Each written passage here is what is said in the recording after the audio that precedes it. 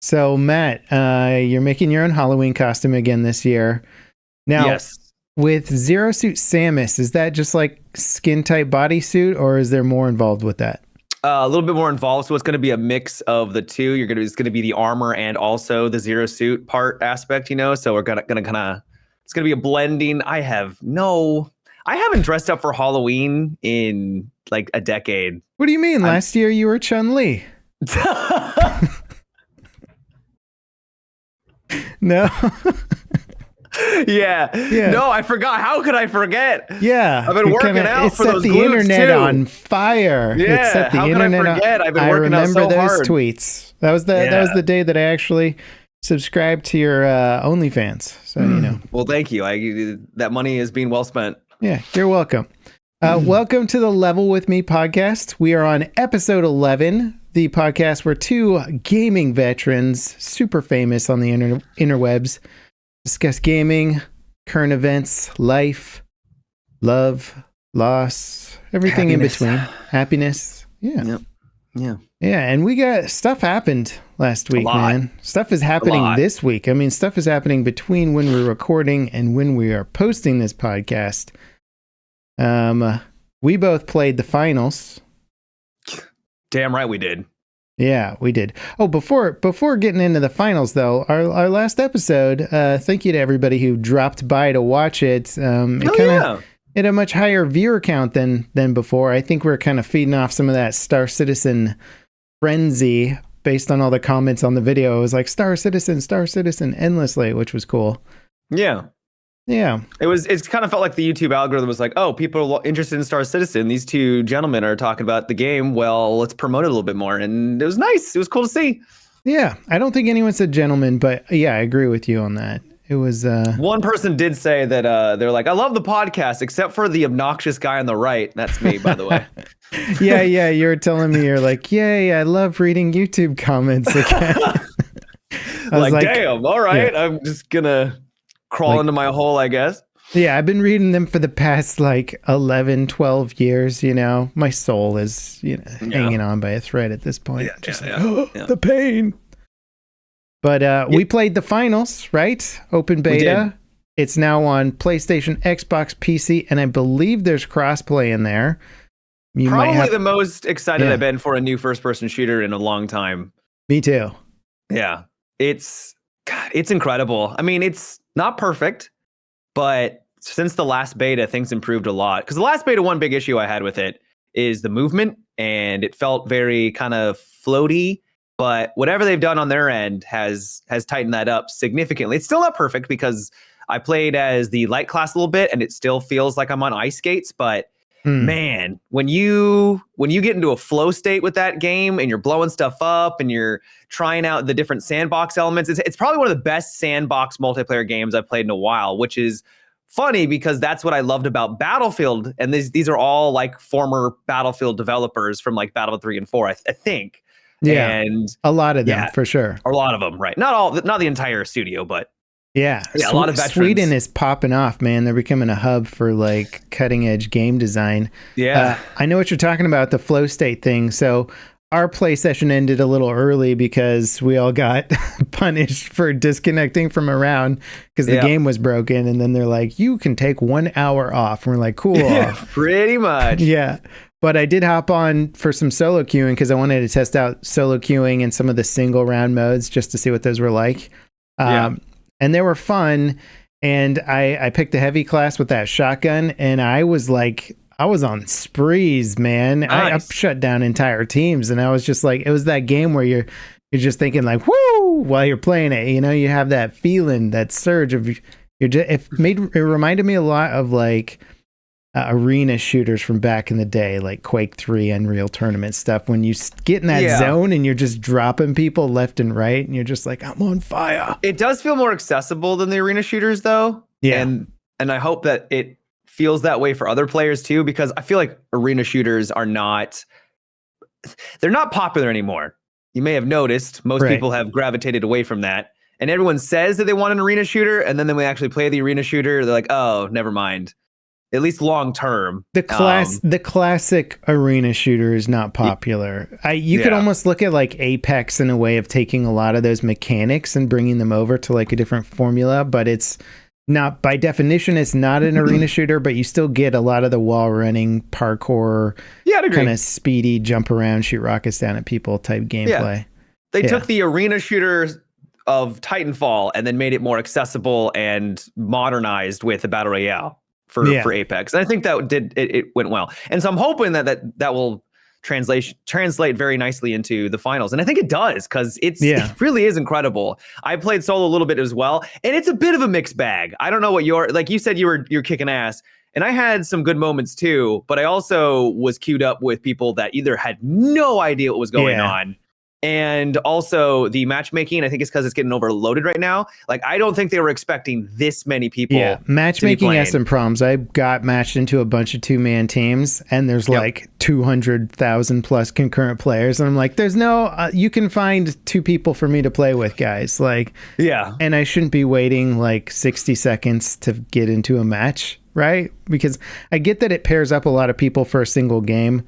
But at the same time, it's like, if there's this many people queuing, get me in a match, you know? I had a couple of games where I was all by myself in the tournament mode, right? So it wouldn't backfill or anything like that. It was just me. And I somehow got to the finals as a solo player, which I was very proud of. Wow. I was able to sneak in, steal a couple. I think I got like a team wipe because the 2 teams were fighting, and I was able to kind of mop them up real fast. So that was awesome. And it was, and that's why I love the game, is that you can, if you play it well, you know, come out on top. Obviously in the finals, I wasn't able to win because it was a 3v1, but it was. Did you play their new Banquet mode? I think I tried it like once, and it was okay. I thought it was interesting because you do have to go for vaults, but most of the money seems to come from killing other teams that have a lot of money.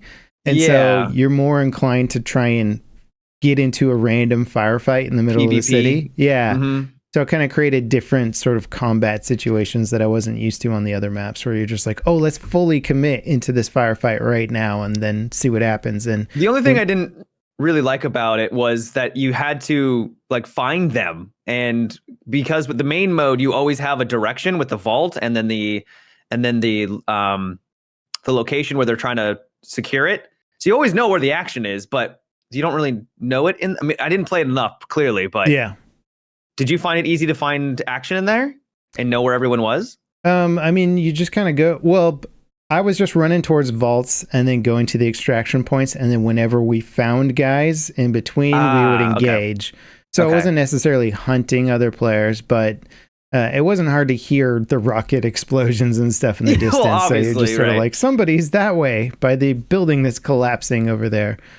I guess my point is that let's say someone has like 10,000 worth of coins, 10,000 coins. You don't know where they are. Like, they could just run off and just go hide somewhere, and you literally would have no idea that there's just this jackpot around the corner. No, that's a fair point. I did hide in a room a couple of times when I was like, oh, my teammates are down, I have to not wipe, I'm just gonna hide in this weird back room, and they couldn't find me, you know? Right. So I don't know. I think the gameplay is fantastic. The modes, I still think they're sort of up in the air, and I've seen that being some of the the bigger points of criticism of the game, of just like, I don't know how I totally feel about the modes. I do like it, but and it leads to a lot of clutch plays, but there's also moments where you're just like extracting and nobody attacks you, and you're like, oh, okay. Right. Yeah. I like it because it's different, and I'm tired of just TDM, Conquest, whatever, Battle Royale. It's nice that something's fresh and different. And I guess they could just do the old, same old, same old. Yeah. It is. I like that there's 4 teams when you're playing in like the tournament mode, as opposed to just this team versus that team. Counter-Strike, Halo, red versus blue. It's like, we get something totally different. And then the final match, sure, it's 1v1, but that's after you've gone through this crazy round robin. Yeah, the gauntlet. And I like that it's not just the top team from each round too. It's like the second place team can squeeze by, and then they'll end up winning the whole thing. So you have all these fun dynamics in there. I think it's really shaping up. The fact that so many people jumped on Steam to play it shows that I think there's some real hype behind this. People just want something different, that feels different, that feels original. I can only imagine that the console scene was there. There's a little bit of drama, perhaps. Little bit, yeah. A smidge. Twofold. I think the first one is there's already cheating out for the game. Yeah. Huge surprise. Unreal Engine. The cheats are. It's a popular Unreal Engine game. Of course, there's cheats. They do have easy anti-cheat, which comes up on the launcher every single time you load the game. Doesn't seem to be doing the best, apparently. But yeah, Battlefields has easy anti-cheat forever, and it's had cheaters forever also, right? So there's only every developer that's talked about combating cheating has always said a multi-pronged approach, which is like probably your own internal anti-cheat software, easy anti-cheat, some other stuff layered on top of that. Like you gotta do a whole bunch of different approaches, I think, to even get cheating to a sustainable state. And it's a free-to-play game, so yeah, that's gonna be tough. I didn't personally run into anyone that I was like, that person's for sure cheating, you know, like neither did I. Yeah. So I wasn't put off, but at the same time, it's like the Tarkov video where you could be playing it done. You're like, 1 in 3 people is cheating. I went on the subreddit and everyone was talking about cheating, which was concerning. It's like, they were just left, right, and center. They were posts about cheating and they're like region lock and all that, like, because apparently it's getting really big in China right now, and so they're thinking like players are like, don't make the same mistake as PUBG made, and region lock, and it's like, I mean, we'll see what happens. Yeah, they have been taking their time with the game because we've been playing the betas for quite a while now, and there's a significant period of time in between the betas and come back, and they've made iterative changes, and it's a little bit better here and there. So hopefully they have enough time to go in and be like, okay, we need to really step up the anti-cheat for the next beta or whatever. We don't actually know when they're launching the game, but hopefully they come out swinging because the audience is lining up for it, and they just gotta prepare. They gotta fall through. Yeah, they gotta prepare to deliver the content and the quality that I think people are expecting, because they could have a huge game on their hands. This could be like Overwatch level big if they play their cards right. I don't know if it's gonna be Overwatch big. Well, you never know, because you say that about like PUBG, right? Like PUBG was a nothing company. Like they didn't really have any like big push behind them. And this is like a different thing, right? That's what gets big, is something that's taking a completely different approach, not a modified version of what's already out when there. It came out was just so massive, though, because it had the backing of Blizzard. It had really unique characters. I mean, there's so many characters that people still love, in Overwatch. So yeah, I hear you though. It has the potential to be massive. Yeah. What'd you think of the little dev drop about some of the voices being done by AI? Yeah. So for those of you who are not aware, I was surprised and a little disappointed that there is AI voices. And the announcers, the ones that are constantly talking, are actually all AI. And they sound good, don't they? And what I was surprised by was that I couldn't tell. Like, I literally could not tell. I thought it was just an announcer. And what I was disappointed by is the fact that they basically are like, yeah, this is what we're doing. It's like, just pay for some voice actors and get it done. Like, I don't know why are you going this route? I'll play devil's advocate here. I looked at Embark Studios website a long time ago. I think this was back when they first invited me to like look at some early play. You might have been involved in some of that. I think they wanted you to get on some early finals play sessions that were like full NDA. You couldn't show them elsewhere. But I was reading through their website, and their whole MO is like using the most modern systems available to reduce workload, give us more time to play around and experiment with games rather than having to put a huge amount of effort behind they don't want to like bloat their company. They want to use as much technology as they can to stay lean. And so them using AI to create voice things here seems like a natural evolution of that philosophy. And honestly, it's just going to happen industry wide. There's nothing we can do to stop it at this point. So Sure, we could give Embark some flack, but at the same time, it's going to be every studio in the next 3 years, right? They're just because it's going to be every studio doesn't mean it's not scummy. Because you just said they want to keep lean, but by saying we want to have a lean team, that just means we don't want to spend as much money on a job that would have been available to someone. Too. The speed of it too is what they pointed out. They said they could literally come up with an idea and have it in game in an hour or two. Versus with like the voices, versus having to schedule out a whole thing. Let me just say this. I think it totally sucks that voice actors are going to get hit really hard by this AI tech, probably harder than any other industry right away.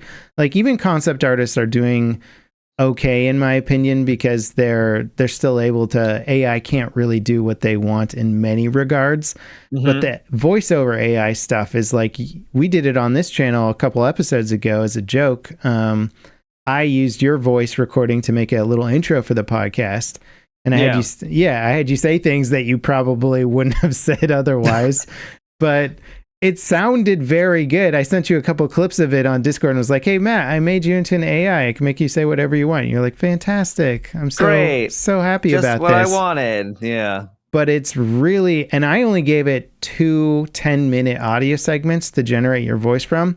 And I could have fed it like 25 or something for it to build an even better model off of. So it would have gotten more examples of you being kind of excited or down or whatever, and being able to loop more of that into your model, make it sound even more realistic. It's really impressive tech. It's cool from a tech standpoint. It sucks that voice actors are going to lose a lot of work over it, and I just don't know what to do, right? Because you look at like people without a lot of money trying to make a video game, of course they're going to go this route because they can't afford to pay voice actors. Like they would either not have voice acting or they're going to have AI voice acting, right? That's their decision. Then you got big studios going, okay, well, what percentage of our budget's going to go into voice acting? And then how much of that is into localization, which is people saying those lines, but in all the different languages that for everybody's going to play the game. And then every time we need to change one line in the game or update a line of an announcer saying this, now we have to go through not only the whole recording process, but then the localization process. And it's like, I get why studios are attracted to this. They said they didn't use it for everything. A lot of the like kind of grunting and sort of player reacting sounds were done by people. But yeah, the announcer stuff, which I think is one of my favorite parts of the game, it works really well. What really annoys me is like, I get why people don't like AI, but then like they were showing on like Twitter and stuff like that, and they're like, oh man, it sounds terrible. I'm like, are you just saying that because now you know it's AI? Or is this like, do you legitimately think, because I literally had no idea it was AI when I was playing for multiple hours, and only until they told me. I think because I've played around with it, I've also noticed some of the limitations. And an announcer voice is perfect for AI usage because they have sort of a similar level for things, and then they can go up at a certain time, but they keep the same pacing, the same tempo for a lot of the way that they speak.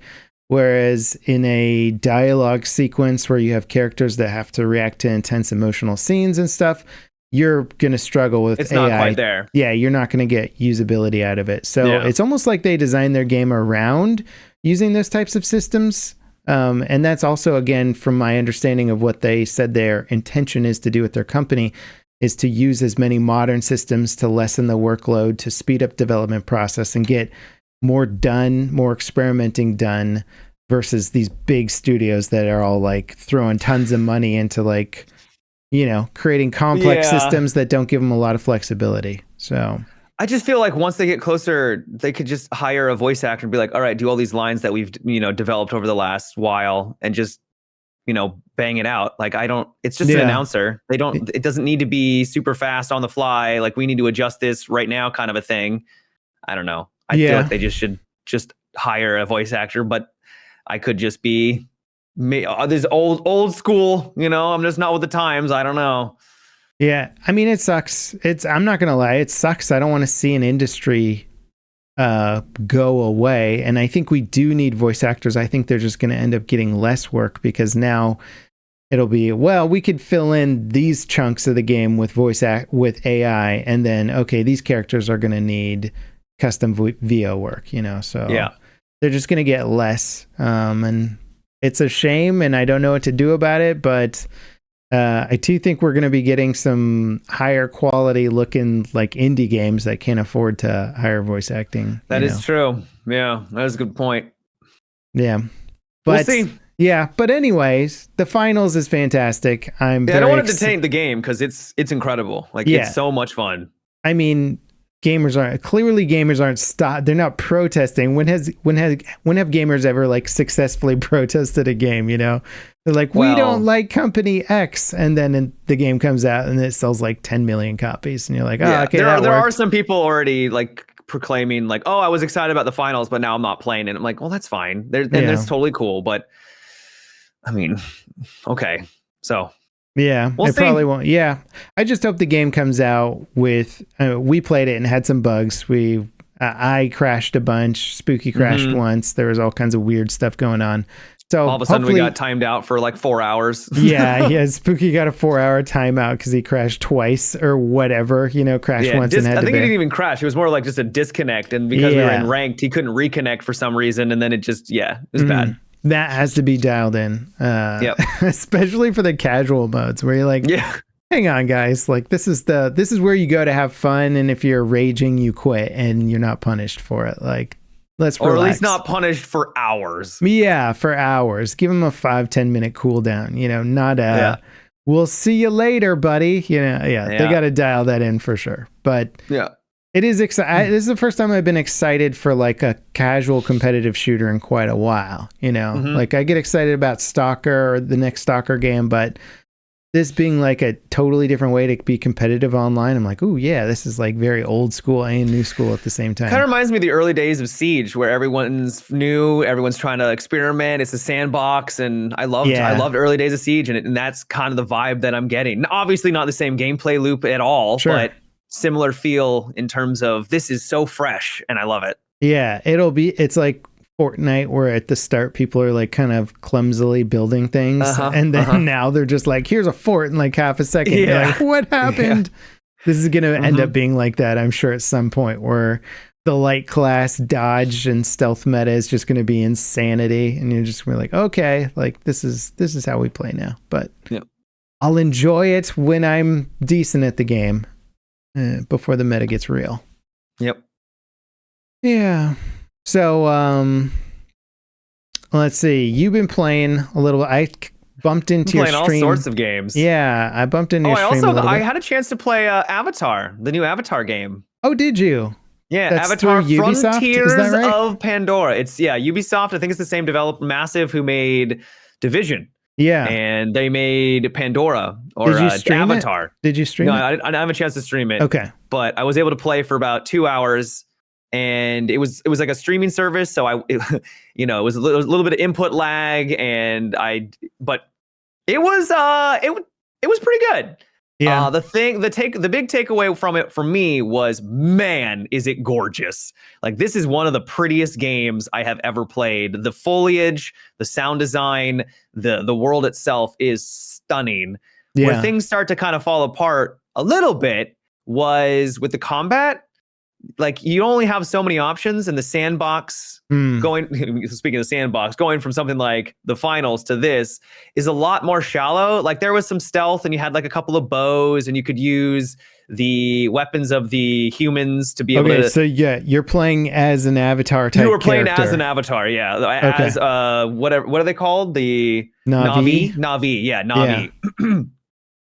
And that was your Halloween costume from 2 years prior. Yeah, that was two. Yeah, it was giant blue Na'vi. And it's not. There's just not a lot of variety that I saw like at the beginning. And I don't know what the difficulty I was playing on, but you don't really aim down sight when you're using the human weapons. You kind of just sort of hit fire, but more accurately. And you take out targets very fast. And I don't know, the combat didn't grip me as much as I was hoping for. Gotcha. But then everything else was just stunning. Like, god damn, the world. And that's probably, the thing is, the movies, the story's fine, but the real grab was the visuals and the world itself. And that seems to kind of be the same thing that's happening with the game. And so who knows what will happen with the story here. I love the animations, what was going on with the voice acting and everything. Like everything felt much more natural than a lot of other games that have come out.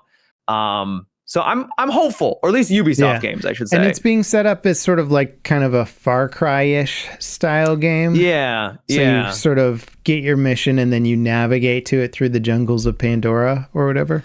The theme is obviously just like the movies, that humans and their pollution are bad, and we need to reclaim our planet, and we need to reclaim the environment. And so you'll go around and you'll take out compounds, and then the world will actually react to it. So there was an example I saw where there was an animal that was in an area that was highly polluted, and then they just died, right?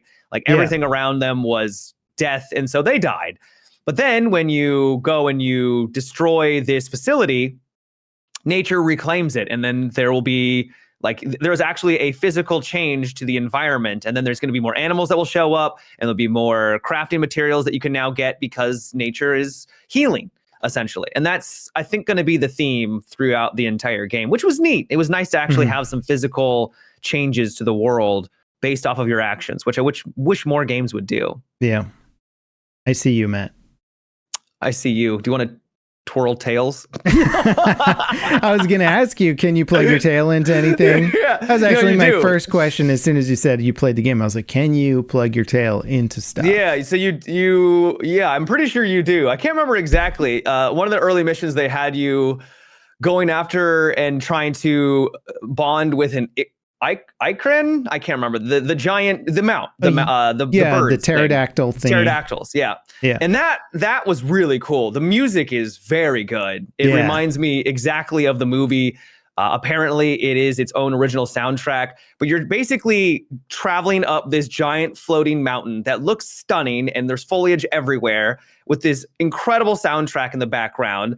And then you finally bond with your pterodactyl Ikran. I can't remember what they're called. Yeah. And it's epic. I was like, damn, this is freaking cool. It just really reminded me of can you travel around on that thing like you could in a helicopter in Far Cry or something? Yeah, it's kind of weird because there's combat in the air too. And your character just stands up on it. And at first I thought it was a glitch, but I think it's just your character standing up and shooting, but it looks very stiff. So I don't know if that was intentional or not. I don't know if they ever stood up on them and did stuff. I think it was mostly sitting down. I figured it would have been more like, riding and then doing this, but it was literally stand up and just and then sit down. I'm like, That would be an animator's nightmare making that game, dude. Yeah, it really would be. Seems like a real pain. I'm a huge fan of the movies so far, and I'm excited for the next ones because they're just fun. They're long, engrossing, visually stunning. The story's kind of whatever, but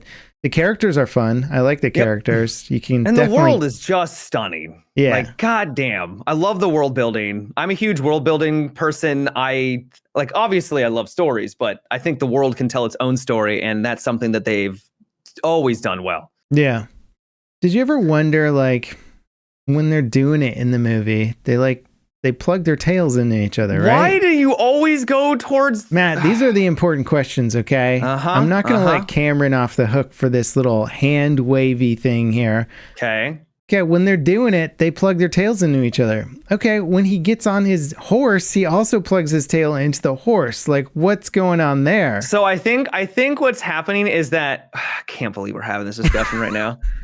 I think what happens is that they twirl their tails, which links them so that they feel what they're feeling, right? Yeah. So it's kind of like a bond, but it's more than a bond because you can literally feel what they're feeling. And then when they do the dirty, they're feeling what they're feeling at the same time. So it's it's more of an experience than what humans experience. Does that make sense? Yeah. That's kind of the gist that I got. Okay, gotcha. So they're not doing their animals then, basically. Exactly. They're not no. I think it just means that they now are feeling what their animal is, their companion is feeling. Gotcha. So if their pterodactyl gets wounded, they feel it too. Yeah. Is the gist that I got. Not that they're, God damn it. Would you tail twirly with me, Matt? Would we do and is that it? Is that all we're doing? Sure. I don't know. I mean, once you realize my true feelings, after we've made the connection, who knows what would happen? Yeah. Why not? Let's talk about Bungie firing people. Oh, great. Even a better topic. Cool. Depression. Yeah. Well, okay. Every major studio at this point has made from small layoffs to massive sweeping layoffs. We don't quite know the extent of Bungie's layoffs yet. Yeah. But they've been firing people and simultaneously delaying a couple of titles. So I think the community manager for Destiny 2 got let go, which is interesting because they have more DLC planned for Destiny 2. So you're like, why let the CM go? And then the DLC, which I think was slated to launch in March or February maybe of next year, got pushed back to June. And then they're also delaying Marathon to a 2025 release. Oh, wow. So yeah. That sucks. Yeah, I think all these companies are kind of bracing for the economic storm, where you go, well, CD Projekt Red just made a ton of money on Cyberpunk and all these other things, but they also laid off a whole bunch of people. It's like, well, I love how companies will brace for this economic, instability, which is the thing that causes the economic instability, is because they're all bracing for something that may never actually come to pass, which is a self-fulfilling prophecy because now they're all laying people off, right? Yeah. Well, welcome to essentially what is a recession, right? It's like everybody thinks there's going to be a recession, so it becomes Yeah. So it sucks. And of course you can always point out how the executives in the company are making crap loads of money and they're like, we need to lay off 600 people. And why would they lay off the community manager? I don't totally get that one, but again, you don't know what's going on behind the scenes, Right. Yeah. Who knows, man? Because they're gonna need community managers. How many do they have? Was it just one big? I don't. Have to have community managers. Maybe the content on Destiny 2 is slowing down, so they don't need as many community managers. Perhaps. Not really sure. Still, it's wild. Yeah. It kind of sucks really because obviously Bungie seems to be a very successful company, and Destiny 2 seems like it's a very successful game. You still jump onto it when they have DLCs, right? From time to time, yeah. So when a big expansion comes out, yeah. Yeah. And who knows what's going to happen with Marathon. Marathon could completely tank, because they haven't really given us a lot of info on it, and it seems to be entering an already saturated market. So who knows? I don't think it's going to tank, but it may not do as well as they're expecting. I'd be very surprised if Bungie's project that came out, Bungie is now. It's true. It's and how it's always been. They're humongous, and just their name recognition alone will get people to try it out. They've also been very competent with all their games and all their IPs. They haven't had any titles, I think, that have just been complete whiffs. Nope. Yeah. I would say that Destiny 1 at the launch was a pretty big whiff, but it had the foundation that allowed them to platform themselves or jump start and keep going to where we are today. Yeah. Destiny 1 was a great concept, and then as soon as you burn through all the content, you're like, there isn't really much of an end game here. And I know a lot of people make an end game. Hang on. Rose-tinted glasses of Destiny 1. I will not forget how much of a disaster Destiny 1 launch was. I remember streaming that game with you, and there's a whole meme, I could explain what's going on, but I don't have time to explain what's going on. Remember that meme? Yeah. It was a pivotal character, yeah. So, yeah. Well, because I'm not saying they're infallible. What I'm trying to say is they're not infallible. They have made mistakes, but for the most part, they've made banger games, and even if they have made mistakes, like the beginning of Destiny 1, clearly things were a little rough. They were able to then polish and then create something that today is fantastic. I really like Destiny. Yeah. Did the story ever get less vague, or is it still? It did. Yeah. Oh, it did. Okay. Yeah. It got better, but it's still. The story is definitely not their strong suit. Yeah, it's more there are great things to it, but bang bang stuff. Well, it's shooty bang bang, but it's also very vague, and you have to really dive in deep. You would need to watch a 4-hour video on YouTube and to really understand the full story, which I think is nonsense. And a lot of that story isn't really told very well in the actual main game. Yeah, what is it with games doing that, where they're like, we've got this deep and rich lore. of I don't which know. you can read about on our website. And you're like, why don't you Yeah. just tell me in the game? That'd be cool. Yeah, exactly. That's like the art of filmmaking when they're like, rather than having exposition to like explain everything, we're going to let you absorb it through the environmental detail and the little cues and the little things that people might say in a conversation. And all of a sudden you pick up all this great backstory. Those are my favorite movies, you know, and games that can do that too. But I feel like that art has somewhat been lost in the video game environment for at least some companies. You know, they're just like, we don't know how to tell the story in our levels. And probably one of the best games that did that was Last of Us. Last of Us was phenomenal because they were able to tell the story of Joel. Like Joel is, not to get it sidetracked too much, but on to that point, you know, you see Joel at the beginning, and then there's a huge time span in between what happened at the start of the game to where we are. And just with little conversations and little things, you realize that this is a very different person. And this guy has done some stuff, right? They never go into the specifics of what he's done, but you know that he's done a lot to get to that point. Yeah. And I love that. There's those little subtle hints along the way. Yep. They don't give you a text crawl across the screen and be like, Joel became a murderer. Just so you know. Now here's Joel. It's like, let's be subtle, you know. But yeah, I'm hoping more games can get the subtlety on board with that.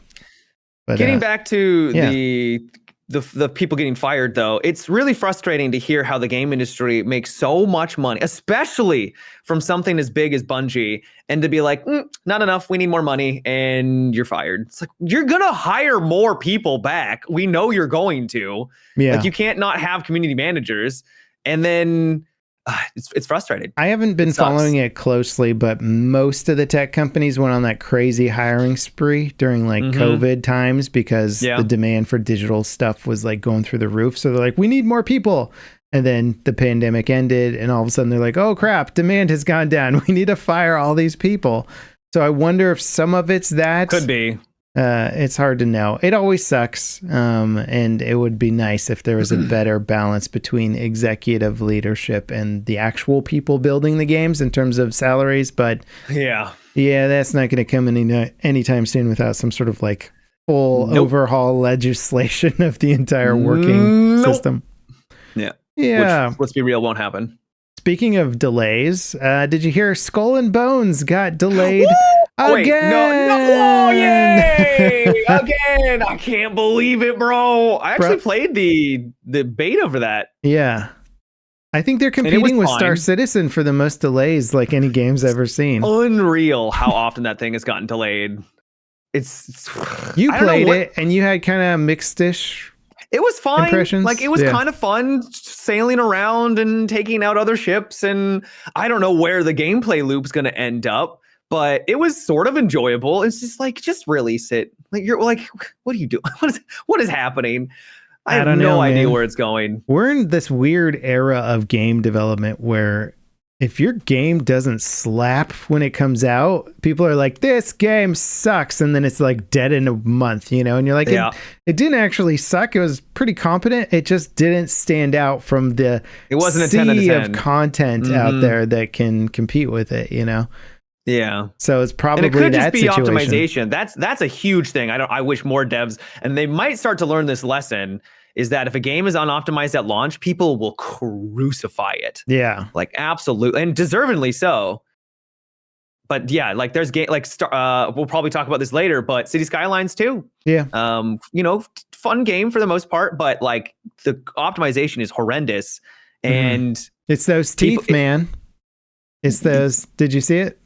No. There was like it trended on Reddit where people zoomed all the way into the citizens and they have like teeth in their mouth. And they're like, why do we need teeth on all the people walking around? Like, this is why the game's running so poorly. I'm sure it's because of the teeth. Yeah. It's just really funny. And then the devs had to respond to it. And they're like, the teeth are not impacting the performance of the game. And like, just too funny stuff where it's like Reddit being Reddit, basically. I did boot up cities for a little bit. I didn't have time to build a massive metropolis, but I started it off. I have a monster PC, so I didn't notice any like particularly bad performance issues. But I also I get around 45 frames per second, which is acceptable, but not great. Yeah. It's 45, I think, is fine from that perspective in terms of like, you're not going to feel like you're really missing out on some sort of like, it's not like you're moving around fast. Yeah. But at the same time, what does that mean for the person who's not on a $3,000 PC or whatever? You know, like it's going to suck. What if their computer's 4 years old? You're like, it's a city builder, guys. Don't make it the crisis of city builders. Nobody wants that game. Yeah. I agree. And I think it's because they've gone more simulation with it. I mean, I guess we can just transition to City Skylines too. Yeah. What'd you think of it? What do you It's think? fun. I enjoyed it, but it seems to be more so. The community has found a lot of bugs, and there's a lot of the systems that should be online don't seem to be working properly. It's supposed to be simulated where there's like a actual like different routes, and there's different supply chains, and those supply chains don't seem to be functioning. You would have like which ones?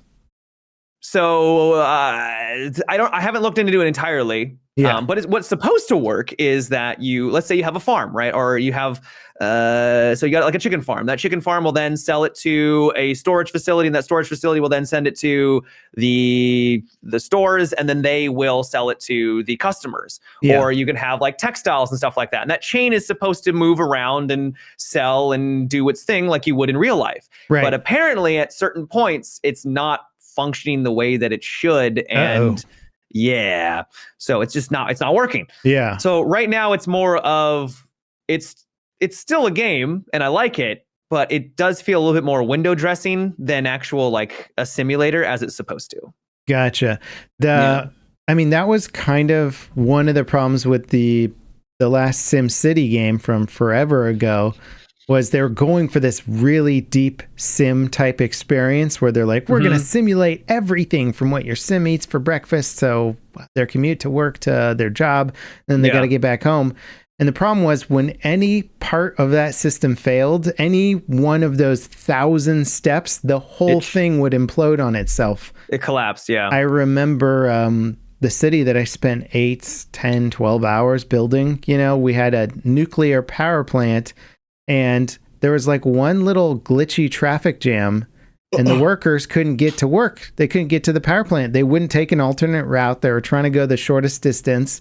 And there was just one dumb traffic jam by like a school bus that couldn't turn around. I zoomed in on it. I was like, is this why my whole city's failing right now? And they couldn't get to work. Yep. Power plant melted down. Whole city died. And I went back, and like the only way to fix it was to like demo the road section and just keep rebuilding it every time traffic glitched out there. And I was like, okay, so like that one little part of the sim created a nuclear meltdown that irradiated the whole thing, you know? So like, that's all it takes is one guy making a U-turn where he's not supposed to, and then the whole thing comes crashing to a halt, you know? I saw a post online, and there was this glitch where a car had crashed and it was gyrating. It was just glitching out, and people were walking into it in the sidewalk. And then because it was like slamming into them, they all died. So there was just this massive pile of just citizens who had just gotten taken out, and like 200 of them were taken out. And yeah, so it's got some issues. It's just such a chill game though. Yeah. It like the music's great, even though the radio gets a little annoying because it will constantly switch to, it's like, can I turn that off? I just want to listen to the soundtrack. I don't want to listen to them I think talk. you can turn it off, right? Maybe I need to look into the settings. Yeah. I've tried turning off the ads for it, but who knows? It's a great podcast game, guys. So, it really is. Yeah. It really is. And I enjoy coming up with, like, I've got different districts. I've got like my downtown. I've got my farmland, and they're all connected. And I'm trying to work out the transportation between all of it. And it's fun. It's really cool. Yeah. I just hope that with the upcoming patch, they can iron out those bugs, and because I think it's got a fun foundation. They just need to follow through. Yeah. It's I love city building games. They seem to have the market ready, like completely in their hands. So all they got to do is basically fix this one, and it could just be one of those titles where people come around to it. Like, I think it's fun right now, and it could clearly improve. They're competing essentially with themselves with City Skylines 1. Yeah. And people are like, look how good this game is. And you're like, yeah, because it's got tons of DLC and stuff. So as long as they can get it into that zone, I mean, it's not like EA's coming up with SimCity 2, you know, they're not going to come up with the next SimCity. Once they kind of get going, no one's going to want to go back to City Skylines 1, even though it has technically more content, because the road building in City Skylines 2 is so much better. Yeah. It's funny how the little things like that make all the difference. Where you're like, I can just make any curve that I want, and then they'll link together, and I don't have to create some boring grid system. I can. It's still boring grid, like if you want to optimize, but it's nowhere near as frustrating. Yeah, but your grid doesn't have to be 90-degree angles everywhere, right? You can still make kind of a grid that's got some nice curves and flows with the coastline or something, right? Yeah. Which you could do in the original game. The thing is like, if you want to put a roundabout in the original game, it would take forever. Like it just sucked. In this game, you can go to any road, and be like roundabout right there. It's roundabout. You want to make a nice transition from freeway to the downtown. You know, put a couple loops here and you're good. Yeah. In the base game, that would take like an hour. And I'm not even exaggerating. It would take forever to get all that set up. So I enjoy their tutorial system too. Like I didn't play the first one, so I don't know how it compares, but I've played a lot of SimCity games, and those games relied heavily on like manuals and outside material to understand why to place a building somewhere and what would be a bad idea to do and what would be a good idea. And this game is like, put your power plant, like your coal plant, downwind from your population. Don't put it near a groundwater source. And like it gives you the tips. It wants you to succeed, as opposed to what I feel like figure it out. Yeah, old school city building games where like you had to have your citizens riot and burn your city to the ground several times before you're like, oh, maybe I shouldn't put the waste management plant in like suburbia, you know. I was watching someone who I don't think they read the tutorial, but they were like, I'm not making any money. So they increased their taxes from like 10% to 30% across the board. And they're like, no, why am I not making any money? I haven't. I was like, because no one wants to live at your city. Yeah. Like what? It's just all abandoned buildings. Yeah, basically, pretty much. Yeah. That's funny. They like just don't understand like the tax economics. And that is one thing that I find to be weird, and this might be contributed to the fact that the underlying simulation is not working as it should, is that trying to get into the green and not red all the time is really tough. Yeah. When you first start off, you don't really need to worry about money, because as long as your cities are leveling up and you're putting down infrastructure, you're going to level up, and that's going to give you a ton of cash. Right. And you can almost always just be in the red in terms of cash flow income, but because you're just making this millions of dollars every time you level up, you're never running out of cash. But at some point, that's going to run out because there's only so many levels. And so you need to figure out at some point how that works. And I haven't been able to figure it out, because one day I'll be at plus 5,000, income. And then the next it will be negative 88,000. Like, what happened? Yeah. That, I noticed that too, because I'm also in the red on my city, and I'm just sort of waiting till like the point of the game where I can figure out how to maximize the actual income of the city. I'm like, what do I got to do here, man? Yep. And it could be industry. I started making oil and, oil. Yeah, there you go, man. Oh, did you find some oil plots or whatever on your... Oh, man.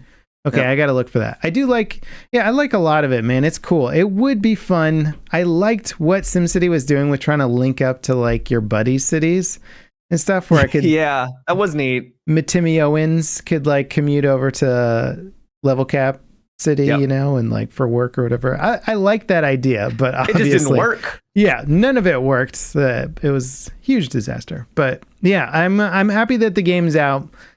They'll probably get there on performance, and they'll probably figure out the underlying stuff. So it's just one of those, like, do you want to jump in now and weather the rough edges, or do you want to jump in and it is on Game Pass too, which is nice. So there's no real big investment if you already have that.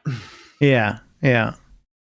So when this podcast comes out on Wednesday, the Tuesday, day before today, Pyro is launching in Wave 1 for Star Citizen. Oh, we're talking Star Citizen again. Dark Order's in. That's how you play the game, Matt. Yes. Yeah. Yeah. So we are talking. I mean, we got to appeal to the fans, okay? And clearly, the last episode did real well. Just No, it's yammering cool. about. Yeah. So is there any new information, or is it just the fact that the Pyro's coming out? Jason actually literally just sent me a link while we were podcasting because they launched the schedule for it. So it's going to happen, I guess, at specific times each day, but starting tomorrow for the recording now, starting on Tuesday. But this is going to be the first implementation of Pyro. It's going to be on a preview channel though. So it's going to be in waves, and Still, it's the beginning, right? Yeah, I don't know if I'm getting into it, to be honest. I would hope so. I'm like, because it's based on concierge level, which is like a bunch of different things. How much do you test the game? How much do you get feedback in the forums? And you don't really do that because it's not part of. Yeah, I got you. Yeah. My little thing is that I'm number 2 on most referrals to the game, like ever. Wow. So like, how many referrals do you have total? I think like maybe 8,000 or something. Wow. Yeah. Wow. I should have split it up to a different account because there's no rewards after 2017 referrals. You should have. I should have just made a second account and been like, here's my second account with a javelin on it. But whatever, man. You could have had 4. Yeah, I could have. Yeah. Like, who cares at that point? Yeah. Just like pretty much. I have an armada. Javelins. Yeah, but we'll see how it runs. I've been hearing good and mediocre things about. I mean, it's Star Citizen. So doesn't surprise me that things might be a little rough at the start. Yeah, for sure. Are you gonna jump in, Matt? No. You're gonna wait till it's I'll working. I'll wait until it's out for everyone and it's hopefully a little bit more polished. But yeah, I'd like to jump back in. As I said in the last, I'm on the train station. I'm waiting to get picked up, but I haven't. The train hasn't arrived yet. Yeah, one of the last times we played together, I remember it was like a good hour before we even got started doing things. We had a plan. The plan failed horribly. Horrifically. And then we're like, let's just do some basic crap. And then that sort of worked. Dude, I remember I was walking. I was trying to get to you. And then a turret shot me through the planet. Yeah, that was a freak accident. It broke my legs. And I was literally I was like slowly walking back to the vehicle. And it took me like 30 minutes to get there. And that was your stream. You're like, welcome to the stream, guys. Watch me limp across a frozen tundra for 30 minutes. And then we tried to explore a cave and we got stuck and we just started beating each other up, trying to like knock ourselves out so that we could move around because that was the only way to get ourselves unstuck. Oh, man, God. Star Citizen is a journey. It is. Yeah. It's fun, but no, I mean, those caves, I hate them so much. They're replacing all of the caves with new caves because they're like, we know the caves are bad. We know it's rough. Yeah. And then the entire player movement system is also getting overhauled, so it's like everything that sucked is getting replaced, but it's not yet replaced. So the suckiness is still there. And I actually don't encourage too many people to even come into the game that much these days because I'm like, just wait. Just hold on. If your tolerance for bugs isn't like up to here, if you're not like bugs, give me some more, nom, then you're not gonna like Star Citizen. Yeah, you have to be in love with the idea so much that you're willing to just stomach all the pain and performance issues and crashing to desktop and everything, traveling across the system for 20 minutes just to crash to desktop then have to do it all over again. Yeah. Believe me, I've been in short bursts. Yeah. In short bursts, it's cool. Like I want to go back and because I've played for a little bit, but I wouldn't want to do that every day, especially nowhere. Definitely not every day, not even every week. Yeah. So I'm excited for this Pyro test, man. Hopefully it goes over well. Hopefully the community responds well to it. And I'm sure I'll be talking about it more on next podcast. I'll be like, Matt, let me tell you about Pyro. Have you heard? God, it's like Star Citizen just slams through the door. Hey, talk about me again.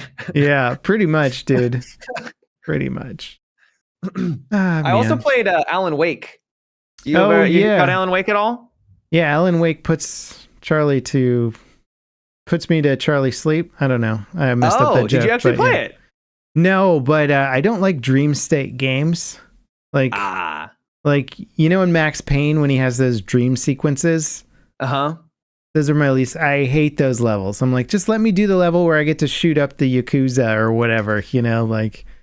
So the game is getting really glowing reviews, and I follow a lot of people, and they're like, it's a 10 out of 10 masterpiece, and I'm over here like, I like it. I like it a lot. Is this another Starfield situation?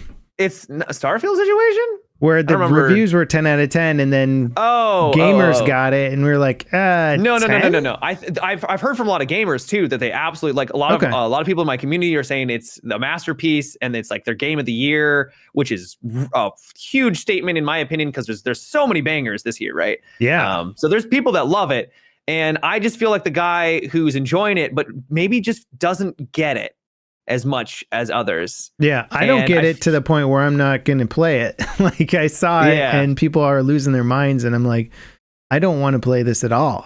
But that's fair. That's because it's not for me. I don't like dream state games. I think it might just be because it's for different folks. Mm-hmm. And so it starts off really it's a slow burn. And that what slow is burn, Alan Wake? Because I've never played it, and I never played the first one, but I don't think I can really. So basically, it's how in the world do you describe? That's the thing. Okay, what kind of gameplay is it, and what's the environment? Can you give me that? So basically, you start the game off playing as Saga Anderson. She is. Wait, you're not Alan? You eventually play as Alan as well. Oh, okay. He comes in later. Okay. But you play as her, and she's an FBI detective, and she's investigating there's been an incident by this lake, and then the story kind of takes over, and you realize that there's like a cult, and they're killing people, and you need to solve the case. And so it's very slow paced, where you actually have like a board. You go to her mind palace, and you basically solve this mystery. But it's a slow burn. And that slow burn eventually picks up, but it still like simmers. It doesn't start to boil like. So it's like a hardcore detective game then. In a sense, yeah. So you're literally trying to connect the dot. Is it kind of like? Mm-hmm. You remember how hard the original Myst was? It's not like Myst. Okay. No, it's not. It's not like that. It's still a game, and it's like you don't have to really pay attention to the board and piece everything together, but you actually have to do the board though. Like it forces you to do it, which is slow. So it's very slow burn, and the beginning is quite tense too because you're in this world and you hear noises, and then you get it. There's these people that are changed. They're bad, right? They're these cultists, and you take them out, and it's unnerving.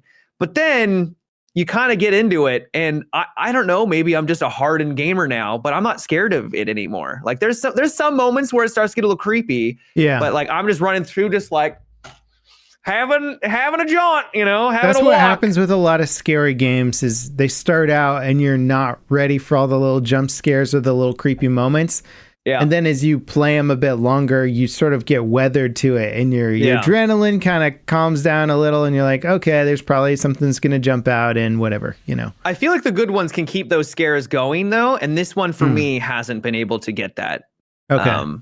I didn't even realize it was supposed to be like a horror game. It is a horror, yeah. It's a survival horror, but it's more of a walking simulator than anything else. Oh. There is very little combat in this game, and the little that is there is fine, but it's not the strength of the game. The strength is the writing and the story, but I think that's where it's going to be hit or miss for some people, and I think that's where it's missing a little bit for me. It's not missing, like it's not a whiff.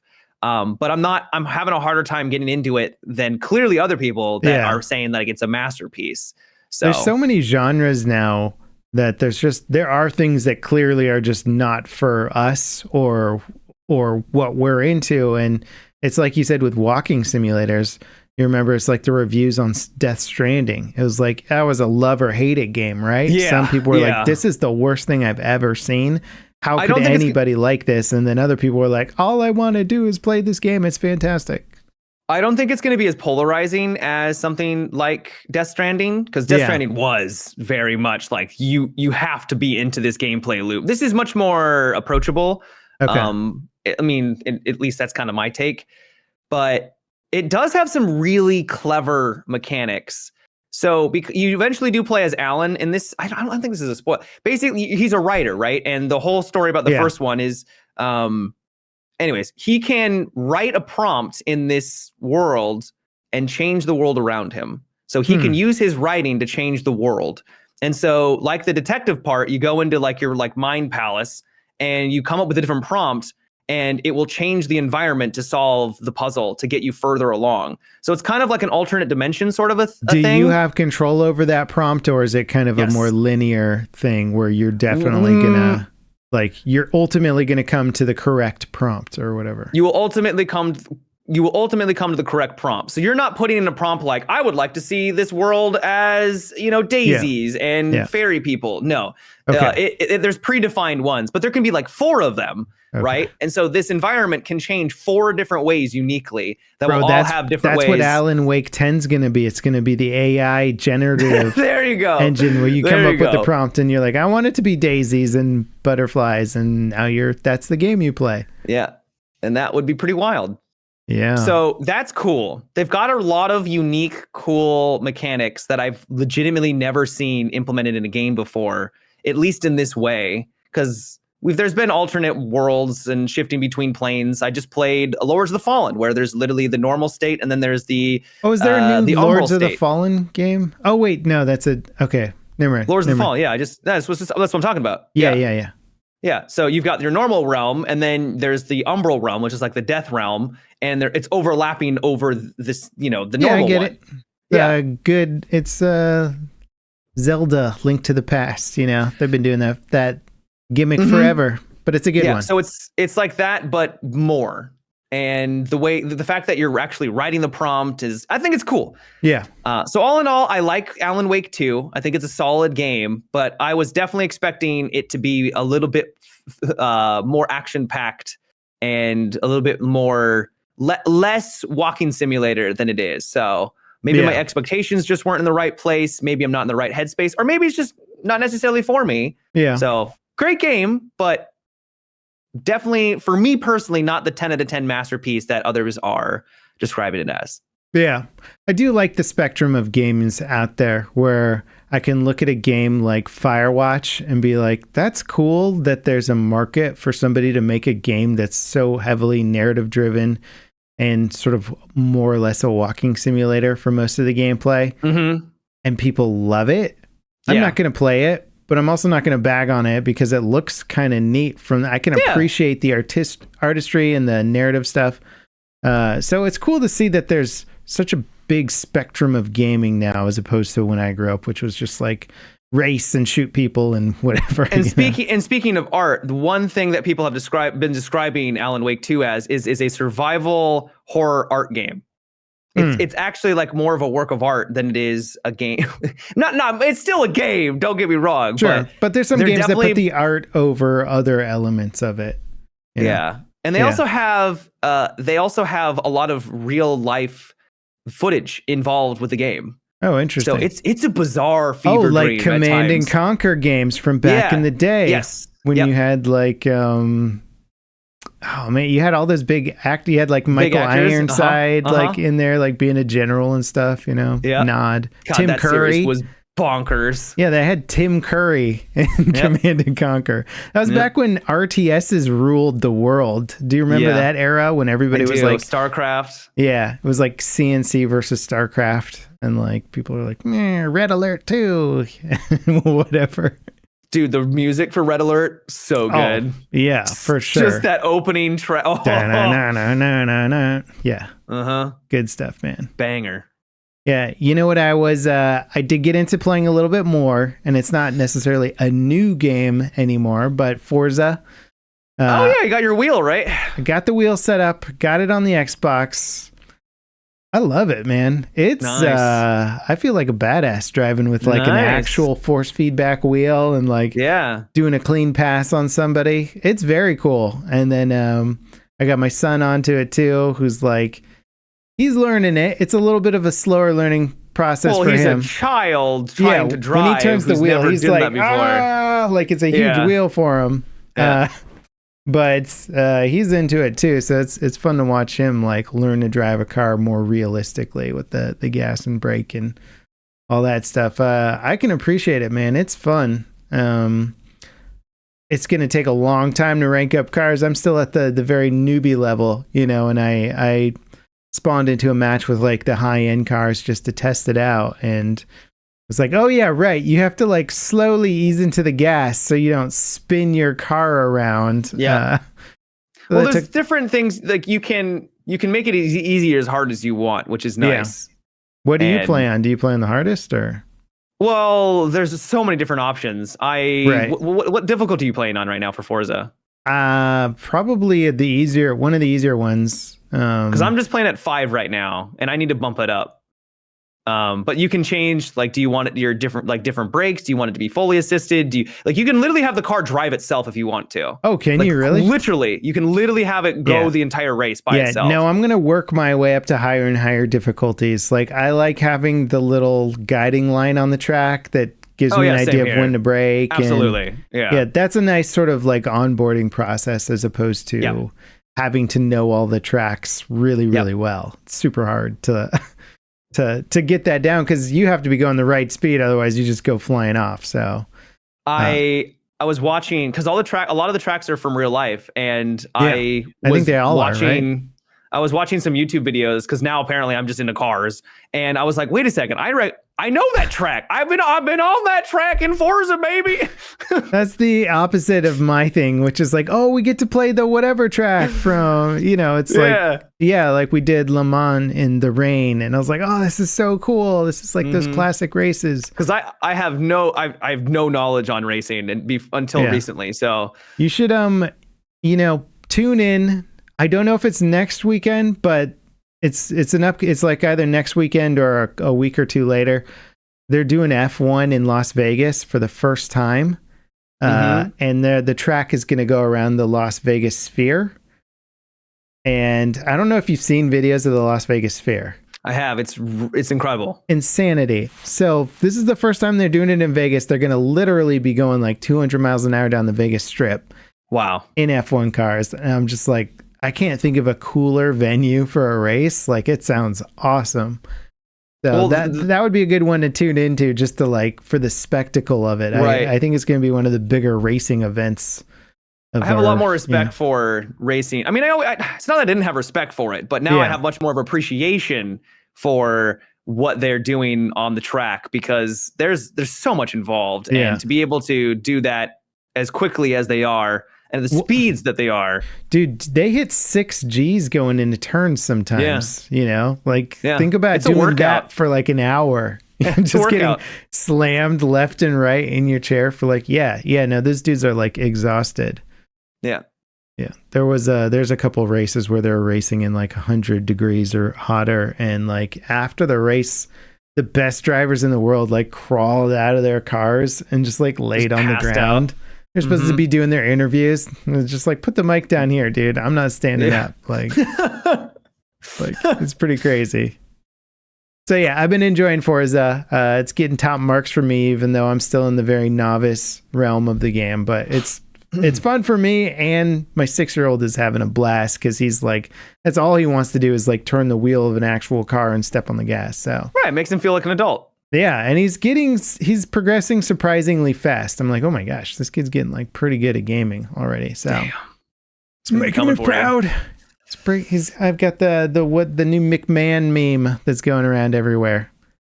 Where he's like tearing up. Yeah, it's just like, isn't that guy like a horrible person though? I don't know anything about him. I thought they came out that he wasn't like a great guy, and so it's kind of ironic that now he's being memeified in this way, but it's whatever. We don't have to go into it. Yeah, I don't know. Maybe I really don't know anything. I can't contribute to that other than I like his memes. I didn't even know his name, so boom, he has many memes, many memes. He does. He actually does. He's a very memeable guy. Yeah. Gosh, he's kind of like the most memed guy out there. He might be one of the most memed now that I think about it. He's in a lot of them. He's got the one where like, escalating levels of excitement meme. And then he does his like little walk, his little shamble down swagger. the Yeah. I like that one. Yeah.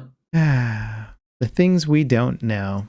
I saw you playing a Never little bit of heroes. that Moria, Minds of Moria game. Oh yeah. Is that any good? Okay. I dropped by for a sec. Yeah, it's fun. It's basically Lord of the Rings. So the premise is that you're with a company of dwarves trying to take back Moria, and Gimli is helming it, and it's voiced by the actor for Gimli. Yeah. I did not know that. John. I can't remember his name. Rhys Davies, I think that's his name. So that was a pleasant surprise. You only see him at the beginning. Maybe there's something later on. And it's a survival game where you need to gather resources and you build up a little base. There's a lot of base building where you need to like, you've got your camp and then you got to move further in. Is it it's like, co-op or is it solo? Yes. Oh, it's co-op. And it's actually better co-op because it doesn't seem to be designed at all for a solo player, which is unfortunate. Because there's like some bosses that you fight and there's like a ton of enemies that you need to be able to take out. And if you're not ready for it you're by yourself. How many people can co-op with you? 8, I think, total. Wow. That's pretty cool. So it's a lot.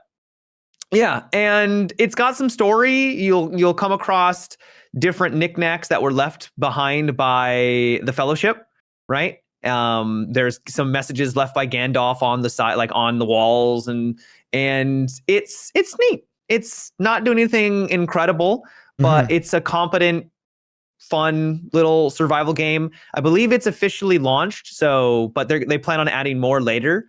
And I haven't hit endgame or anything like that, so I don't know what the endgame loop is like.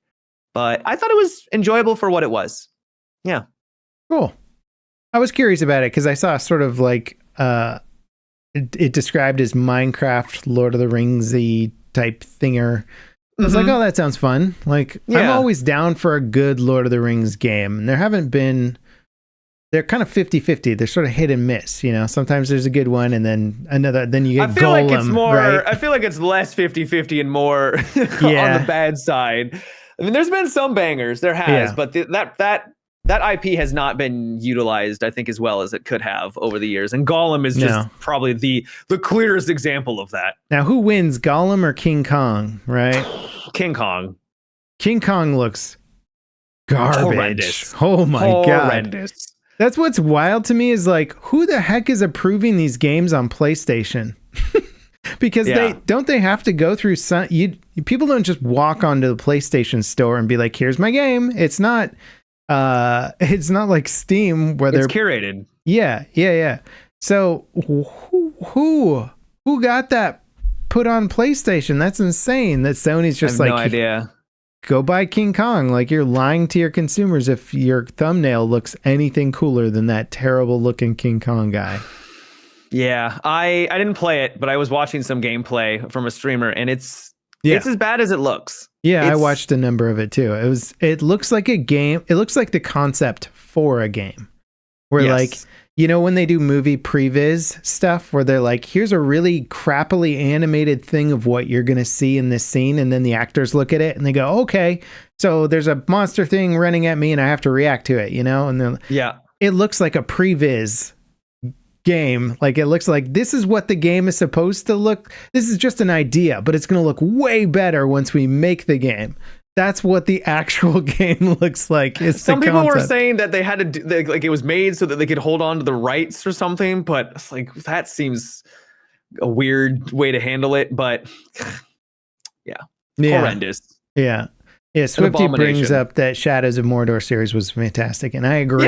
It was fantastic. I never played, but there has been some great Lord of the Rings games. There was like a solid one on the RTS games were really fun. I forgot. Way back in the day. Yeah, you could, like, when you're Rohan, you could get like the whole army of horses and like ride over orcs, and it was pretty dope. And then like way back in the day, back when the movies came out, I think they did like a PlayStation 2 game. Those were slapping. And those were cool. I'm honestly surprised they haven't tried to remaster one of those old games, because Yeah, you got to fight in like the Helm's Deep battle, and it was like a fun, solid fight. And you're like going around fighting orcs off the top of the walls, and it was just those were good. I wish they would do like a next gen console version of one of those. I'd be down for it. Yeah. Shadows of Mordor is cool, but it's kind of like the Far Cry of Lord of the Rings. You know, I'm like, I'll take a set piece Lord of the Rings game. You know, a linear set piece action game. Like, I'm down for it. I need to play them. I haven't played them before. I really need to. Yeah, I'm surprised you haven't, considering that you're like Mr. Fantasy guy. You know. Yeah, and Lord of the Rings too, right? Yeah, I love Lord of the Rings. Yeah, I think it's just because I was so burned by other Lord of the Rings games. I don't know. Who knows? I could try to justify it too. I don't need to justify. I haven't played them, but I should. Yeah. Oh, dude, the list of games that I haven't played that I should is like, it would shock people. And like, how could you have not played this? I'm like, I don't know. I just was into something else. That's because I'm a dad now. Leave me alone. Yeah. Not even from early gaming days, you know. I was kind of a monogamous gamer, you know. I get into a game and I'm like, this is my game right now. I'm gonna play the crap out of it until my eyes bleed, and then I'll find something else. But you're also now you've been a YouTube for like a decade, and that also lends itself to playing only a couple of games because that's what you got. Your main focus is. That's true. And I think that probably contributed a little bit to it too. If I had to guess. When we're playing so many games so regularly, we can almost kind of like figure out exactly what a game's gonna be based on like trailer or leaked info, or like, oh yeah, I'm gonna like this, or I'm not gonna like this, and then you sort of avoid something based on your preconceived notions. But I found myself to usually be pretty accurate with knowing what I'm gonna like or dislike based on just a trailer alone these days. And that's kind of what I feel like with the Lord of the Rings game, the Moria game. Yeah, is that I've played so many survival games at this point. Nothing's really surprising me, and it's not doing it. There was some surprises, like you would go into a big cavern, all of a sudden it would open up and there was actually light coming in from above, and you think like, oh, it's supposed to be dark. It's not very dark in the game.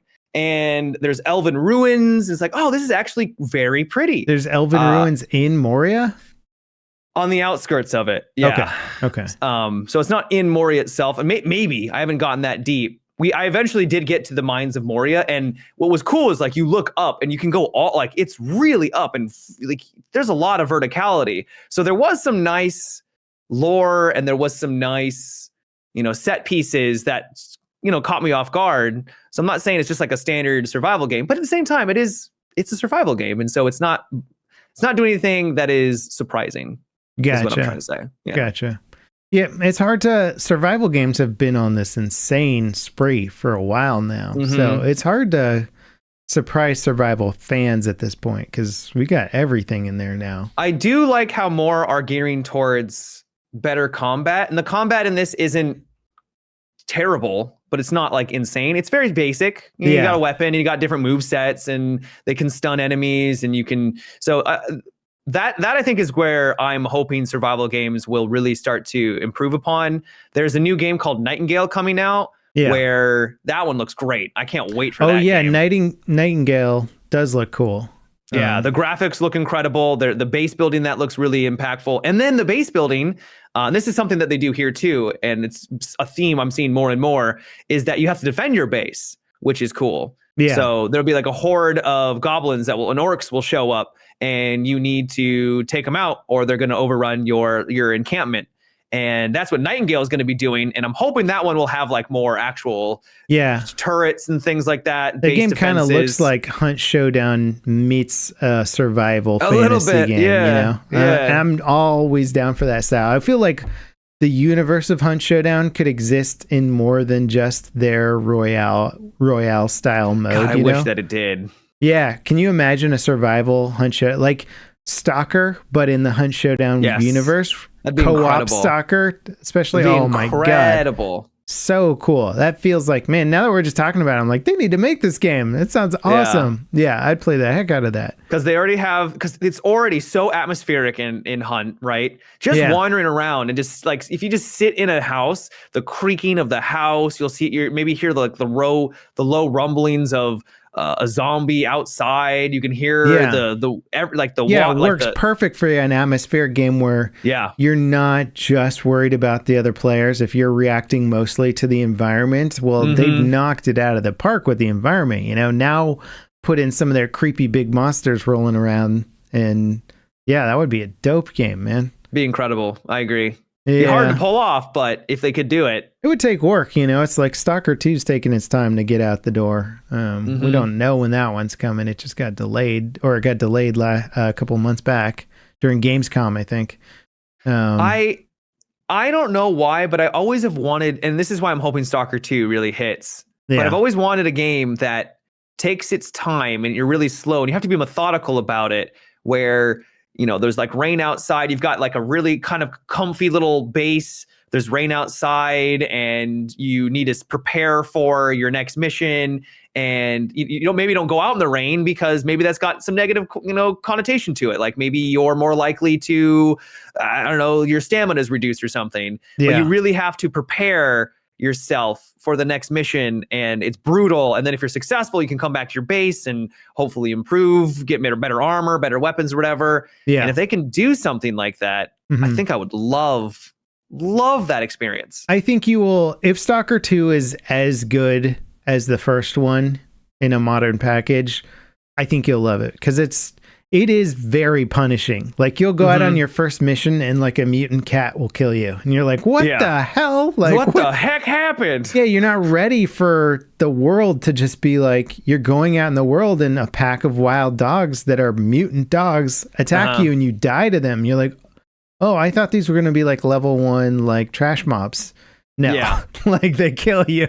And then you're like, oh my God, I'm out of ammo. Or you spray and pray on an enemy and you're like, oh, I only had like 2 magazines of bullets. Like, I can't do that anymore. I have to like really. And then you're looking at enemies and you're going, it's not worth it. I'm going to go around. I need to find a way around. And that's what's cool about those games, because you're so strapped for meds, food, bullets, resources, that you're really making the real world decisions of like, is this fight even worth that's what I'm talking having? About. Yeah. So Stalker 2 is that game. And plus the environment is like, it's not just like rainy and murky and kind of depressing. It's like, oh, here's a gravitational anomaly that you can barely see and you're going to walk into, and it's going to rip you limb from limb.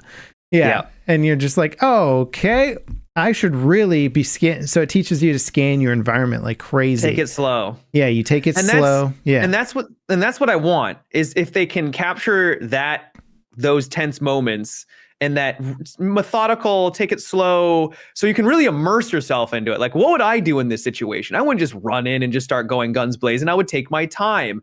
And, you know, if it is raining, you know, you got to take it a little bit slower because you might slip and fall or whatever. I don't know how that would translate into a video game, but you know kind of what I mean. Yeah, you don't hear as well while it's raining, so you can't. You might have to really look around closer for baddies, right?